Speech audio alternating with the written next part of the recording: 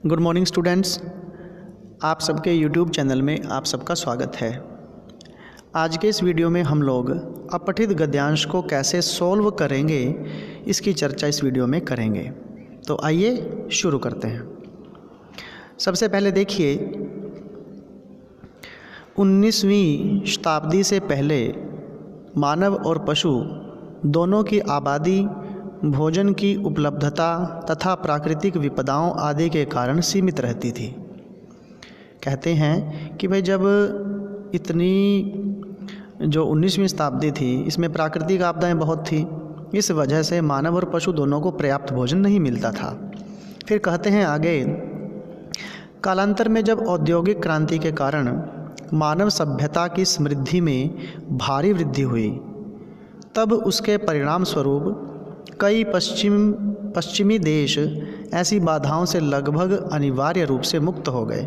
तो यहाँ पर यह कहा गया है कि जब औद्योगिक क्रांति हुई उसके बाद लोग समृद्ध हो गए और ऐसी बाधाएं कम हो गई। इससे वैज्ञानिकों ने अंदाज़ा लगाया कि आज जो मानव जनसंख्या है विस्फोटक रूप से बढ़ सकती है, परंतु इन देशों में परिवारों का औसत आकार घटने लगा था और जल्दी ही समृद्धि और प्रजनन के बीच एक उल्टा संबंध प्रकाश में आ गया। तो वैज्ञानिकों ने एक अंदाज़ा लगाया कि भाई जब समृद्धि होगी तो जनसंख्या बढ़ेगी, लेकिन जो औसत आकार परिवार का था वो घटने लग गया था। यानी समृद्धि और प्रजनन, इसके बीच में एक उल्टा संबंध वैज्ञानिकों के सामने आया। पहला पैरा आपको समझ में आया, उसके बाद आगे देखिए। कहते हैं जी कि जीव विज्ञानियों ने मानव समाज की तुलना जानवरों की दुनिया से कर इस संबंध को समझाने की कोशिश की और कहा कि ऐसे जानवर जिनके अधिक बच्चे होते हैं वे अधिकतर प्रतिकूल वातावरण में रहते हैं और ये वातावरण प्रायः उनके लिए प्राकृतिक खतरों से भरे रहते हैं। चूँकि इनकी संतानों के जीवित रहने की संभावना कम होती है, इसलिए कई संतानें पैदा करने से यह संभावना बढ़ जाती है कि उनमें से कम एक या दो जीवित रहेंगी। इसके विपरीत जिन परिवारों के बच्चे कम होते हैं वे स्थिर और अनुकूल वातावरण में रहते हैं। ठीक इसी प्रकार, अब देखिए ये तो जानवरों की बात थी, अब मानव की बात करते हैं।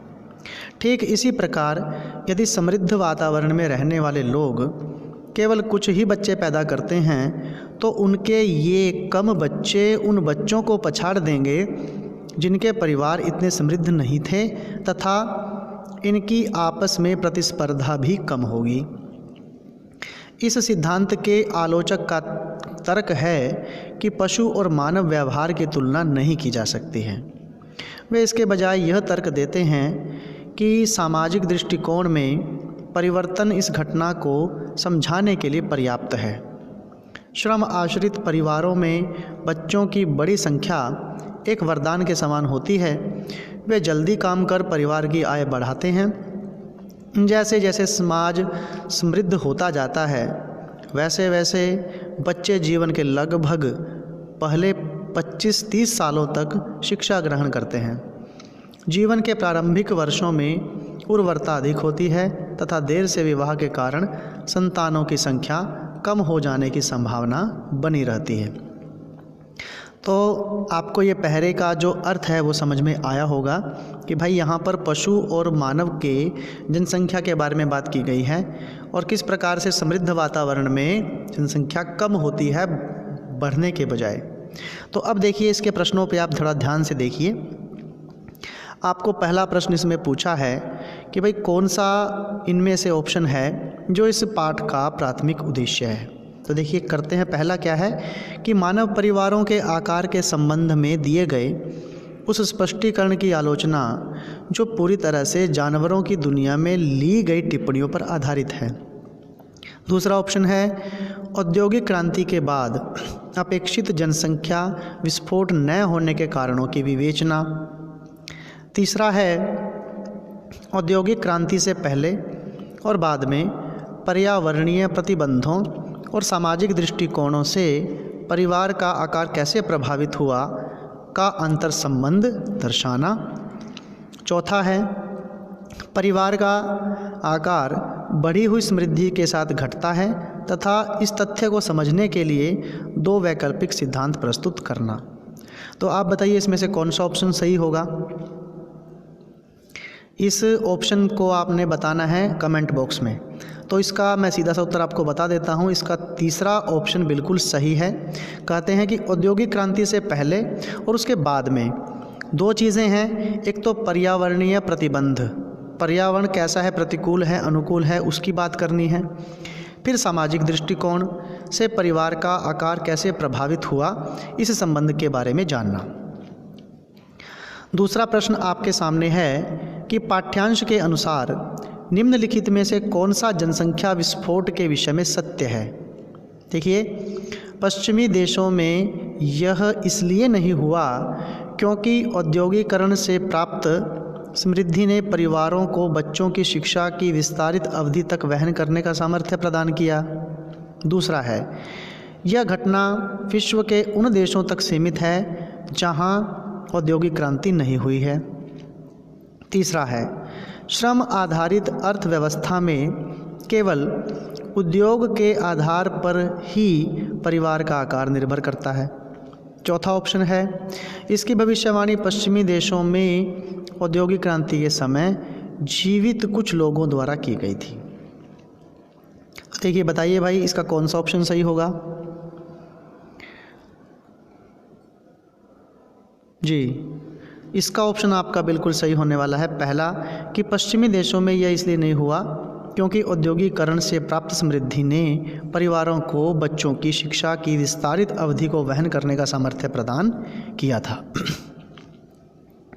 उसके बाद तीसरा प्रश्न आपका है इसमें कि अंतिम अनुच्छेद निम्नलिखित में से कौन सा कार्य करता है। यह पहले अनुच्छेद में वर्णित घटना के लिए वैकल्पिक स्पष्टीकरण प्रस्तुत करता है। दूसरा है, यह दूसरे अनुच्छेद में प्रस्तुत स्पष्टीकरण की आलोचना करता है। यह वर्णन करता है कि समाज के समृद्ध होने के साथ साथ सामाजिक दृष्टिकोण कैसे बदलते हैं। उसके बाद तीसरा है, चौथा इसमें ऑप्शन है, यह दूसरे अनुच्छेद में प्रस्तुत घटना की व्याख्या करता है। बताइए भाई क्या होगा।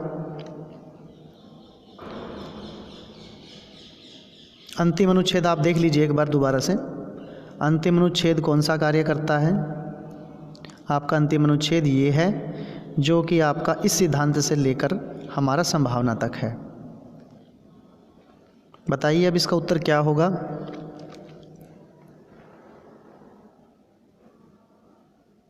ठीक है, इसका उत्तर हमारा ये होगा कि यह पहले अनुच्छेद में वर्णित घटना के लिए एक वैकल्पिक स्पष्टीकरण प्रस्तुत करता है। उसके बाद चौथा इसमें हमारे पास है कि पाठ्यांश में निम्नलिखित में से किसका उल्लेख औद्योगिक देशों में औसत परिवार का आकार हाल ही में गिरने के एक संभावित कारण के रूप में नहीं किया गया है।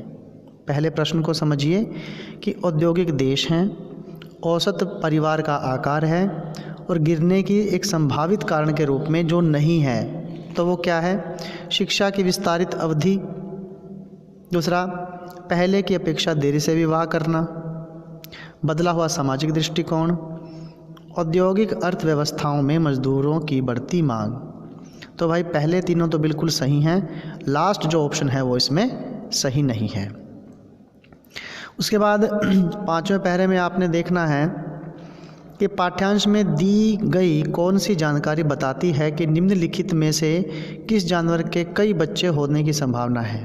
बताइए, क्या उसके जानवर के बच्चे ज़्यादा पैदा होते हैं जो एक विशाल शाकाहारी हो, जो घास के मैदान में रहता हो और अपनी संतानों की भरसक सुरक्षा करता है। दूसरा, एक सर्वभक्षी जिसकी आबादी कई छोटे द्वीपों तक सीमित है और जिसे मानव अतिक्रमण से खतरा है। तीसरा ऑप्शन, एक मांसाहारी जिसका कोई प्राकृतिक शिकारी नहीं है लेकिन उसे भोजन की आपूर्ति बनाए रखने के लिए लंबी दूरी तय करनी पड़ती है। चौथा ऑप्शन, एक ऐसा जीव जो मैदानों और झीलों में कई प्राणियों का शिकार बनता है। बताइए भाई कौन सा ऑप्शन सही होगा इसका।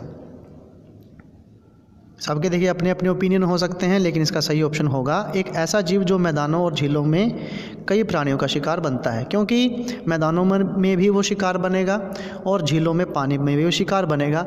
इसी वजह से जो उसके बच्चे कई बच्चे होने की संभावना ज़्यादा होती है। अब इसमें आपको मैंने ये बताया कि किस तरीके से आपके पास ये जो पहरे हैं इसमें क्वेश्चंस आते हैं, ऑप्शन आपने कैसे छांटने हैं। ठीक है भाई, तो दोबारा से एक बार दोबारा रिवाइज देख लेते हैं कि पहले क्वेश्चन में आपसे ये पूछा था कि इस पाठ का उद्देश्य क्या है।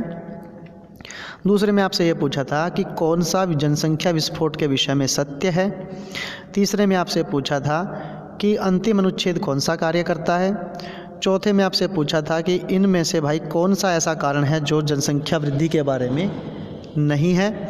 और पांचवा जो आपसे ये पूछा था कि किसके ज़्यादा बच्चे पैदा होने की संभावना है। तो बच्चों, आशा करता हूँ आपको ये वीडियो पसंद आई होगी। वीडियो पसंद आई हो तो चैनल को सब्सक्राइब ज़रूर करें और वीडियो देखने के लिए आपका बहुत बहुत धन्यवाद।